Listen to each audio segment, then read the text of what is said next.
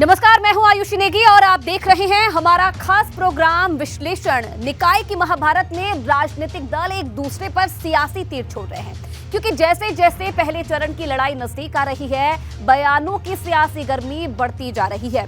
क्योंकि पहले सीएम योगी आक्रामक अंदाज में अपने विरोधियों पर हमला बोल रहे थे और अब अखिलेश यादव भी मैदान में उतर आए हैं, जो एक तरफ भाजपा को चुनौती दे रहे हैं, वही गठबंधन को एकजुटता का संदेश भी दे रहे हैं। लेकिन सपा की मुश्किल उन्हीं के एक सिपाही ने बढ़ा दी है, जिससे सपा की साइकिल अपनों के बीच ही संतुलन खोती नजर आ रही है। वही बात करेंगे कर्नाटक के चुनाव की भी, जहां योगी की हुंकार है, क्योंकि सीएम योगी ने पूरे चुनाव का एजेंडा सेट कर दिया है। वही बात होगी अतीक और अशरफ की हत्या पर होने वाली सुप्रीम सुनवाई की। तो कहीं मत जाइए, बने रहिए हमारे साथ, क्योंकि अब होगा विश्लेषण।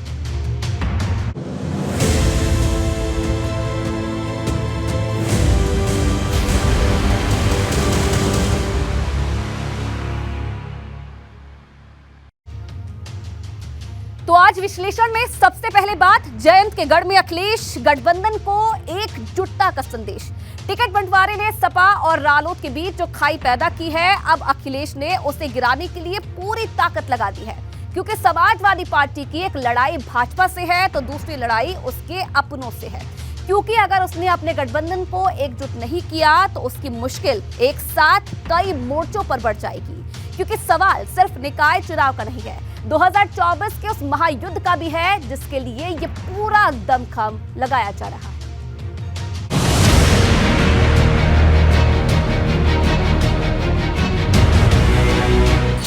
जयंत के गढ़ में अखिलेश, गठबंधन को एकजुटता का संदेश। 23 का चुनाव, 24 की झांकी। अखिलेश बोले, ना रहे कोई कसर बाकी। निकाय का चुनावी बिगुल बज चुका है। अब पहले चरण के रण में सिर्फ 8 दिन का वक्त बाकी है। ऐसे में कोई कसर न रह जाए, अखिलेश ने इसके लिए पूरी ताकत पश्चिमी यूपी में लगा दी है। क्योंकि इस बार पश्चिम में सपा एक साथ कई मोर्चों पर लड़ रही, क्योंकि एक तरफ भाजपा है जो सपा को खुलकर चुनौती दे रही, तो दूसरी तरफ गठबंधन में सीट बंटवारे को लेकर बनी वो खाई, जिससे कई सीट पर सपा और रालोद आमने सामने हैं। यही वजह है कि अब खुद अखिलेश ने मोर्चा संभाल लिया और साइकिल के एक एक सिपाही को गिले शिकवे भुलाकर गठबंधन को जिताने का संदेश दिया।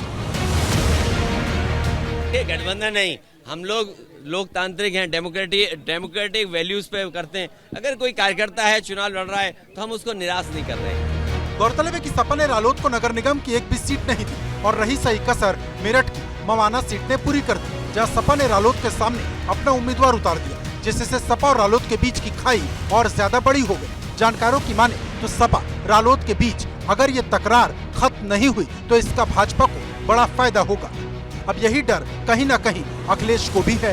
यही वजह है कि अखिलेश गठबंधन को एकजुटता का संदेश देने में जुट गए हैं। लेकिन बड़ा सवाल यह है कि क्या अखिलेश का ये संदेश रालोद पर काम करेगा, क्योंकि पश्चिमी यूपी में जयंत और अखिलेश के एक साथ प्रचार करने की बात कही जा रही, लेकिन अब तक दोनों की एक भी सभा साथ में नहीं हो पाई। जबकि दूसरी तरफ सीएम योगी ने पश्चिमी यूपी में रैलियों की झड़ी लगा दी है।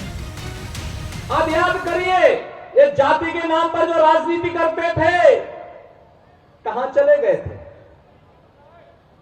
तब किसी गरीब को प्रधानमंत्री आवास योजना का लाभ तो नहीं मिलता था, किसी गरीब को शौचालय नहीं मिलता था, किसी गरीब को रसोई गैस का कनेक्शन नहीं मिलता था, किसी गरीब को फ्री में बिजली का कनेक्शन नहीं मिलता था।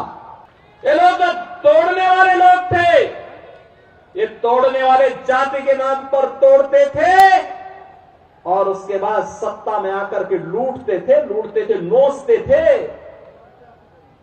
गरीब का पैसा खा जाते थे। और साफ तौर पे कहा है कि सभी गिले शिकवे को दूर करके सिर्फ और सिर्फ गठबंधन को जिताने पर ही अपना ध्यान आकर्षित करें और इसके साथ साथ जितने भी ज्यादा प्रत्याशी हो सके निकाय चुनाव में, उतने ज्यादा प्रत्याशी समाजवादी पार्टी के और उसके गठबंधन के जिताएं। इसके साथ साथ अगर बात करें तो आज अखिलेश यादव ने तकरीबन 1 घंटे पश्चिमी उत्तर प्रदेश से आए कार्यकर्ताओं से मुलाकात की और सभी कार्यकर्ताओं को एक ही संदेश दिया, और संदेश यह था कि निकाय चुनाव में ज्यादा से ज्यादा संख्या में गठबंधन के प्रत्याशियों को चुनाव जितवाएं। उधर अखिलेश यादव की एक टेंशन अपना दल कमेरावादी ने भी बढ़ाई है, क्योंकि सपा ने रालोद की तरह ही अपना दल कमेरावादी को भी नगर निगम की कोई सीट नहीं दी, जिससे कई सीटों पर तकरार बढ़ गई। हाँ, क्योंकि प्रत्याशियों की लिस्ट बहुत लंबी थी, जो उम्मीदवार थे और जो लड़ना चाहते थे उनकी लिस्ट बहुत लंबी थी। और निकाय चुनाव एक संगठन के लिए ज़मीनी तौर पर मजबूती आंकने का एक पैरामीटर होता है, एक चुनाव होता है। और अगर ये चुनाव में कार्यकर्ताओं को मौका नहीं मिलेगा तो कब मौका मिलेगा? तो ऐसे में हर व्यक्ति चाहता है, हर कार्यकर्ता चाहता है कि वो अपने नेतृत्व के सामने अपने आप को बेहतर साबित कर सके। ऐसे में बड़ा सवाल ये है कि क्या जयंत चौधरी अपनी तरफ से बड़ा दिल दिखाएंगे और अखिलेश के साथ एक मंच पर जाएंगे? क्योंकि अगर दोनों नेता एक साथ आए तो दोनों के कार्यकर्ता भी साथ आ जाएंगे। वैसे भी इस निकाय चुनाव में गठबंधन की साख दांव पर लगी है। अगर गठबंधन फेल हुआ तो अखिलेश और जयंत की जोड़ी पर प्रश्न चिन्ह लग जाएगा, क्योंकि सवाल सिर्फ निकाय चुनाव का नहीं, 2024 के लोकसभा चुनाव का भी है, जिसके लिए अभी से गठबंधन की बिसात बिछाई जा रही। Bureau report, ABP Ganga. Encounter में तमंचा संग्राम, चुनाव से पहले बयानों का तूफान, क्योंकि निकाय की इस चुनावी जंग में खुलकर एक दूसरे पर तीर चलाए जा रहे हैं। एक तरफ सीएम योगी हैं तो दूसरी तरफ अखिलेश यादव, क्योंकि इन दोनों के बीच ही सीधी लड़ाई होती नजर आ रही है। क्योंकि एक दिन पहले सीएम योगी ने कहा था कि तमंचा चाहिए या टैबलेट। अब योगी के इसी बयान पर अखिलेश ने तमंचा वाला ऐसा मोर्चा खोला है कि पूरा चुनाव युद्ध में तब्दील हो गया है।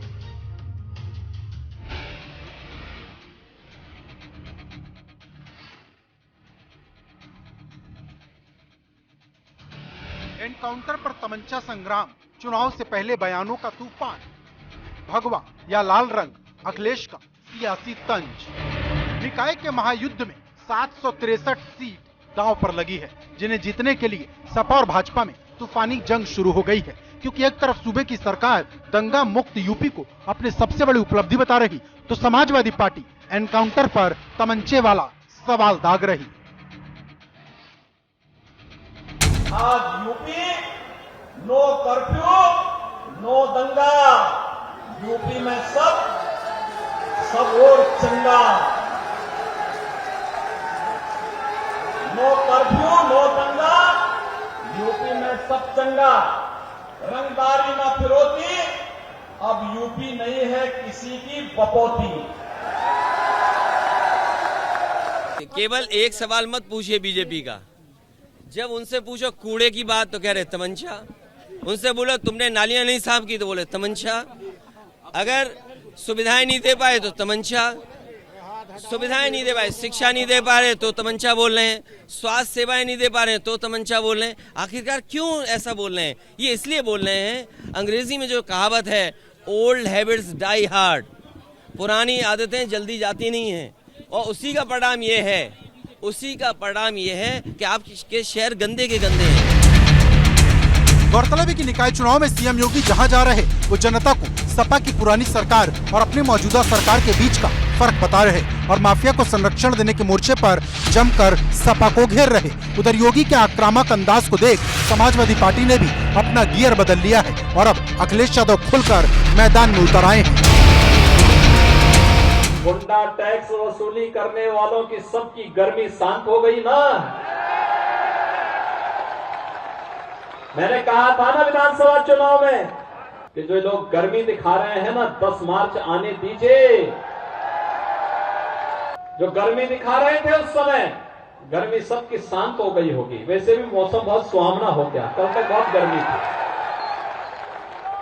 गुंडा टैक्स वसूली करने वाले कहां चले गए कोई पता ही नहीं।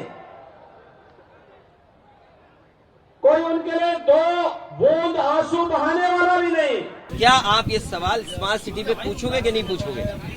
बिल्कुल। और नहीं, एक ऑटो वाले को या मार मार करके जान ले ली, वो सवाल नहीं आपके लिए।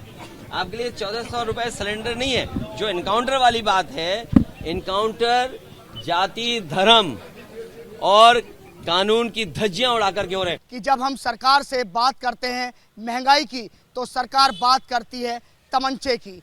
उनसे जितने भी सवाल किए गए, सबसे ज़्यादा उन्होंने तमंचे पे जोर दिया। यानी कि अखिलेश यादव कहीं ना कहीं बीजेपी सरकार को घेरते हुए नजर आए और वो सबसे ज़्यादा तमंचे की बात करते हैं। उधर अखिलेश के रिएक्शन देख भाजपा भी फुल ऑन एक्शन में है। भाजपा के प्रदेश अध्यक्ष भूपेंद्र चौधरी ने अखिलेश को अपना कुनबा संभालने की नसीहत दे डाली। अखिलेश जी कंफ्यूज है, विकास के काम उन्हें दिखाई पड़ने लगे, उनके समय विकास हुआ। उन्होंने उनके एजेंडे में अराजकता, गुंडागर्दी, बेईमानी, भ्रष्टाचार रहे हैं। इस मामले में मैं कहना चाहूँगा कि सरकारों के हाथ में चुनाव होते तो सरकारें नहीं बदलती, इससे अच्छी बात मैं कुछ कह नहीं सकता। तो जब 12 से 17 अखिलेश यादव जी चीफ मिनिस्टर थे, उसके पहले भी 3 बार मुलायम सिंह जी थे, तो डीएम, एसपी, डीआईजी, कमिश्नर, लेखपाल से लेकर चीफ सेक्रेटरी उनका था। मीडिया को वो कह रहे हैं अगर उनके पास थी तो सत्ता परिवर्तन कैसे हो गया फिर? ये तमंचे किसके राज में थे? खुलेआम जिस तरह से उत्तर प्रदेश की कानून व्यवस्था की स्थिति समाजवादी की सरकार में, बसपा में हो गई थी कि कहीं कोई उत्तर प्रदेश में निवेश नहीं कर रहा था। उत्तर प्रदेश से लोग पलायन कर रहे थे। आप भूल गए मुजफ्फरनगर में जिस तरह से पलायन हो रहा था।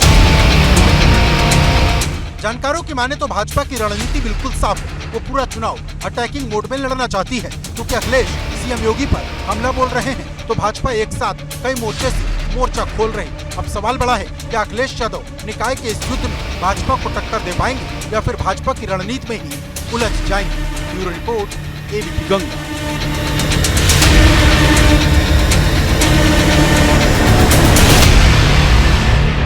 बात बर्क ने बढ़ाई अखिलेश की टेंशन, क्या थाम लेंगे बसपा का दामन? ऐसा हम इसलिए कह रहे हैं कि बर्क सांसद तो सपा के हैं लेकिन तारीफ बसपा की कर रहे हैं। ऐसा आमतौर पर नेता तब करते हैं जब उसका अपनी पार्टी से मुंह बंद हो गया हो या फिर दूसरे दल में जाने का इरादा हो, क्योंकि बर्क जहां एक तरफ सपा की रणनीति पर खुलकर निशाना साध रहे हैं तो वहीं बसपा की हर रणनीति की खुलकर तारीफ भी कर रहे हैं।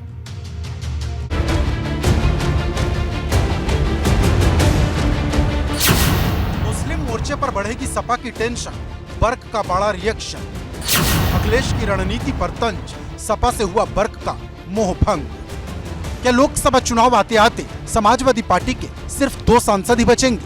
ये सवाल संभल से सपा सांसद शफीकुर रहमान बर्क के मौजूदा तेवर देख खड़े हो गए हैं, क्योंकि बर्क न सिर्फ निकाय चुनाव में अपनी पार्टी के प्रत्याशी के खिलाफ निर्दलीय प्रत्याशी का समर्थन कर रहे, बल्कि सपा की रणनीति और अखिलेश यादव के सलाहकारों पर सवाल भी खड़े कर रहे हैं।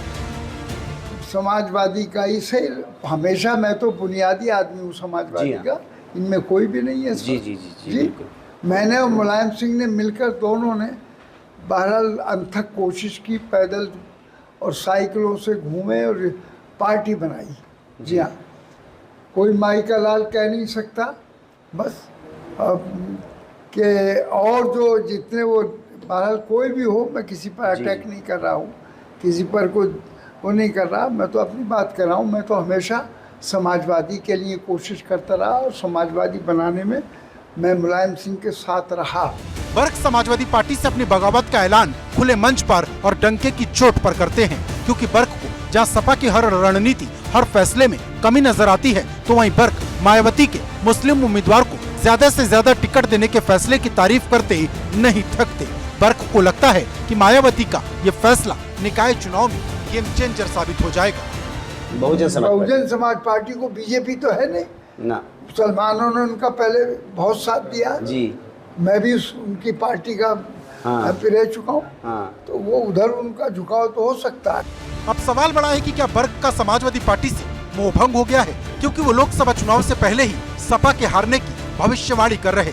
दरअसल मायावती का मुस्लिम वाला दांव अगर सफल हुआ तो इसका सबसे बड़ा नुकसान समाजवादी पार्टी को ही होगा। वहीं बर्क के बसपा प्रेम को देख लग रहा है कि कहीं वो साइकिल छोड़ हाथी की सवारी तो नहीं कर लेंगे, क्योंकि बर्क कई बार मायावती की खुलकर तारीफ कर चुके हैं।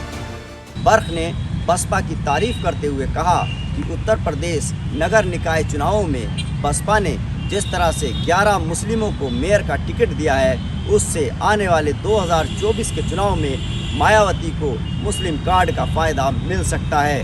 बर्क के लगातार बगावती तेवरों से अंदाज़ा लगाया जा रहा है कि 2024 से पहले बर्क बसपा का दामन थाम सकते हैं और समाजवादी पार्टी को बड़ा झटका लग सकता है। वहीं सवाल बड़ा ये भी है कि अखिलेश बर्क के इतना सब कहने के बाद भी उन पर कोई एक्शन क्यों नहीं लेते? क्या अखिलेश को मुस्लिम वोटर की नाराजगी से डर लगता है या फिर उनका एक सांसद कम हो जाएगा, इस बात की टेंशन है? वैसे बर्क बसपा में गए तो वो अकेले नहीं जाएंगे, अपने साथ अपने विधायक पोते जियाउर रहमान बर्क को भी लेकर जाएंगे, यानी सपा का लोकसभा के साथ साथ विधानसभा में भी एक सदस्य कम हो जाएगा। Bureau report, ABP Ganga. बात करना कर्नाटक में मिशन अयोध्या, योगी की राम राज्य क्रांति। कर्नाटक में विधानसभा चुनाव को लेकर भाजपा और कांग्रेस में जमकर टक्कर हो रही है, लेकिन सीएम योगी ने अपने धुआंधार प्रचार से पूरे चुनाव का मिजाज बदल दिया है। अब जब सीएम योगी कर्नाटक गए, अयोध्या से कर्नाटक का रिश्ता जोड़ दिया। वहीं पीएफआई और धार्मिक आरक्षण का जिक्र करते हुए कांग्रेस पर भी जमकर हमला हुआ।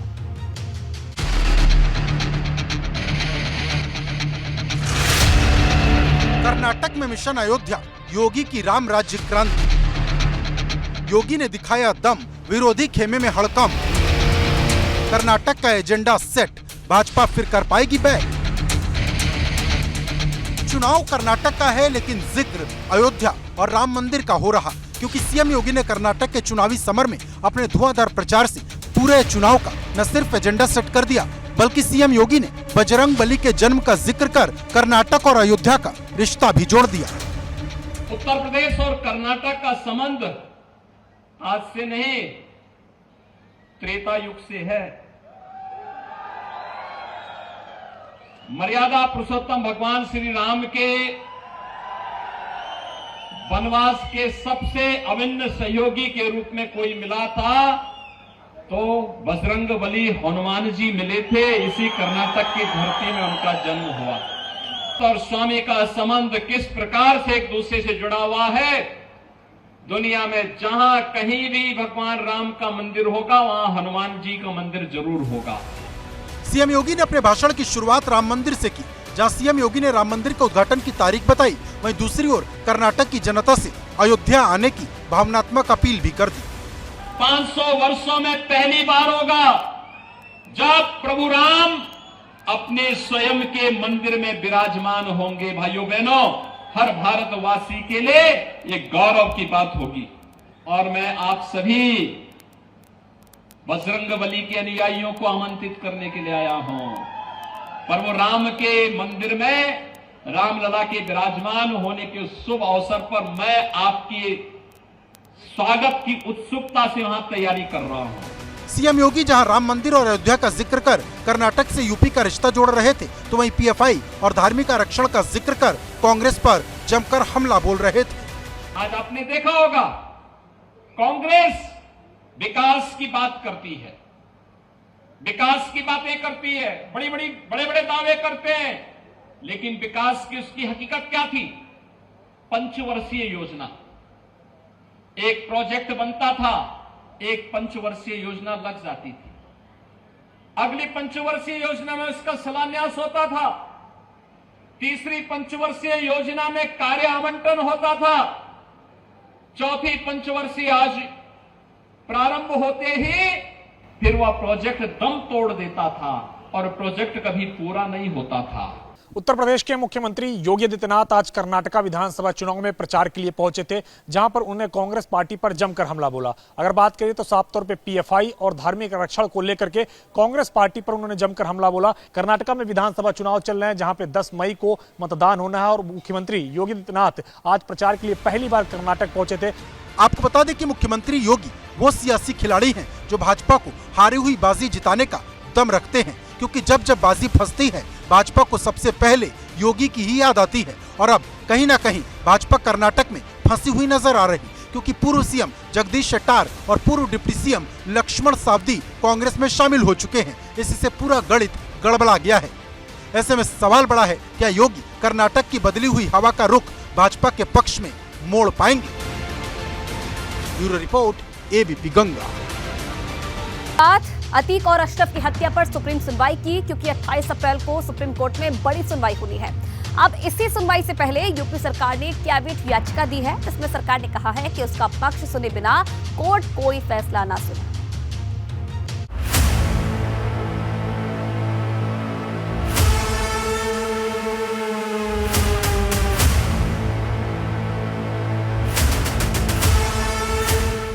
अतीक अशरफ की हत्या पर सुप्रीम सुनवाई। अदालत में सरकार रखेगी अपना पक्ष, जांच होगी निष्पक्ष। माफिया अतीक और उसके भाई अशरफ की हत्या के मामले में यूपी की योगी सरकार सुप्रीम कोर्ट पहुंच गई। सरकार ने कैविएट याचिका दाखिल करते हुए कहा कि बिना उसका पक्ष सुने कोई भी आदेश पारित न किया जाए। दरअसल अतीक और अशरफ की हत्या के मामले में न्यायिक जांच की मांग को लेकर सुप्रीम कोर्ट में 28 अप्रैल को सुनवाई होनी, लेकिन सरकार नहीं चाहती कि बिना उसका पक्ष जाने कोई फैसला हो। यही वजह है कि सुनवाई से पहले सरकार ने कोर्ट में कैविएट याचिका दाखिल की है। अब जाहिर तौर से बात है कि 28 अप्रैल को जब सुनवाई होगी तो उत्तर प्रदेश सरकार इस पूरे हत्याकांड को लेकर के अपना जवाब देगी और साफ तौर पे बताएगी कि हत्या किस तरीके से हुई और आगे उत्तर प्रदेश सरकार किस तरीके से इस पे जांच कर रही है, और उसके बाद फिर सुप्रीम कोर्ट तमाम सही दलील सुनने के बाद अपना कोई फैसला देगा। आपको बता दें कि वकील विशाल तिवारी ने एक याचिका दाखिल की है जिसमें उन्होंने अतीक और अशरफ की पुलिस कस्टडी में हत्या की जांच सुप्रीम कोर्ट के रिटायर्ड जज की निगरानी में कराने की मांग की। साथ ही जनहित याचिका में 2017 से उत्तर प्रदेश में अब तक हुए 183 एनकाउंटर की जांच की भी एक्सपर्ट कमेटी से जांच कराने की मांग की गई है। अब इसी याचिका पर जस्टिस एस रविंद्र भट्ट और जस्टिस दीपांकर दत्ता की पीठ 28 अप्रैल को सुनवाई करेगी। लेकिन जहां अतीक और अशरफ की हत्या पर सुप्रीम सुनवाई होने वाली है, वहीं उमेश पाल हत्याकांड में पुलिस की जांच लगातार जारी है, क्योंकि जो खून अतीक के दफ्तर से मिला था वो खून किसी इंसान का बताया गया है। माफिया अतीक अहमद के दफ्तर में मिले खून के रहस्य से अब धीरे धीरे कर पर्दा हटना शुरू हो गया है। एफएसएल की रिपोर्ट में ये साफ हो गया है कि जो खून मिला था वो इंसान का ही था, उसमें इंसानों का ही हीमोग्लोबिन पाया गया। लेकिन ये खून किस इंसान का था और अतीक अहमद के दफ्तर में आखिरकार हुआ क्या था जिसकी वजह से ये खून पाया गया, इस सवाल पर सस्पेंस अभी बरकरार है। उम्मीद जताई जा रही है कि प्रयागराज पुलिस अगले 48 घंटों के अंदर इस मामले का पर्दाफाश कर देगी। वहीं इन सब के बीच शाइस्ता की धरपकड़ की कोशिश लगातार जारी है। पुलिस शाइस्ता को पकड़ने के लिए जाल बिछा रही, लेकिन शाइस्ता पुलिस के पहुंचने से पहले ही फरार हो जा रहे। अतीक की फरार पत्नी शाइस्ता परवीन प्रयागराज पुलिस के लिए अब एक अबूझ पहेली बनती जा रही है। 2 महीने से ज्यादा का वक्त बीत चुका है, लेकिन अभी तक शाइस्ता का कोई पता नहीं चल सका है। शाइस्ता का सस्पेंस लगातार गहराता जा रहा है। इस बीच पुलिस को खबर मिली है कि अंडरग्राउंड होकर शाइस्ता परवीन गैंग के लिए फंड जुटा रही है, गिरोह के बाकी मेंबर्स को एक्टिव करने में जुटी हुई है। इस खबर के मिलने के बाद पुलिस ने शाइस्ता की तलाश और तेज कर दी है। मतलब पुलिस का हर अगला कदम शाइस्ता की तरफ बढ़ रहा, लेकिन सबकी नजर 28 अप्रैल को होने वाली सुनवाई पर टिकी है। जब अतीक और अशरफ की हत्या पर सुप्रीम कोर्ट में सुनवाई होगी, तब देखना होगा कि सरकार अपना क्या पक्ष रखती है।